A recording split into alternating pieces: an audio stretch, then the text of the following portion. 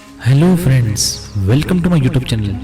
तो बढ़ते हैं आज की कहानी की ओर। ये बात है मेरे घर के पास के एक कब्रिस्तान की, जहाँ से बाहर मेन रोड पर निकलने का रास्ता मिलता है। दोस्तों, बचपन से ही सब लोग वहाँ पे क्रिकेट खेलते थे, पतंग उड़ाते थे, क्योंकि गांव में किसी के पास छत नहीं होती थी। वहाँ पे एक मंदिर भी था, तो उस रास्ते से आना जाना एक आम बात हो गई थी।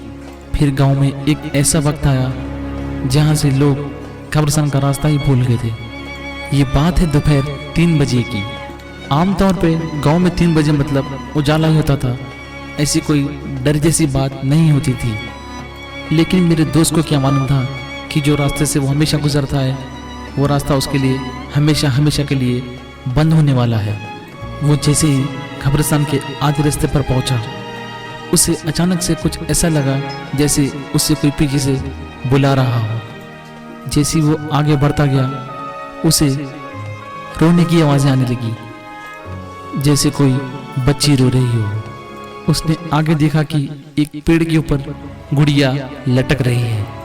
वो बिना किसी आवाज़ को सुने आगे बढ़ता गया। फिर उसे किसी ने एक लकड़ी का टुकड़ा फेंक करके मारा। जैसे वो पीछे मुड़ा तो पीछे कोई नहीं था। मेरी कुछ समझ नहीं आ रहा था कि आज मेरे साथ हो क्या रहा है। फिर जैसे तैसे मैं वहाँ से भाग करके सड़क पर पहुँच गया और वहाँ से अपने घर लौट गया। जैसे मैं घर पहुँचा, मैंने देखा कि वही गुड़िया जो कब्रिस्तान में मिली थी, वही गुड़िया मेरे कमरे में है। मुझे बहुत डर लगने लगा था। मैं घबराते हुए अपने दोस्तों के पास गया और उसे ये सब बातें बताई। तो मेरे दोस्तों ने मुझे बताया कि उस गुड़िया को लेकर जाओ जहाँ पे तुमने उसे पाया था।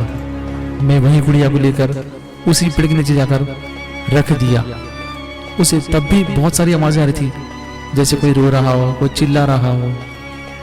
इस बार उसने बिना पीछे मुड़े अपने घर के रास्ते भागता गया और वो बच गया। दोस्तों, कैसी लगी मेरी कहानी? सब्सक्राइब करें, लाइक करें, शेयर करें। कमेंट में बताइए कि आपको कैसी लगी।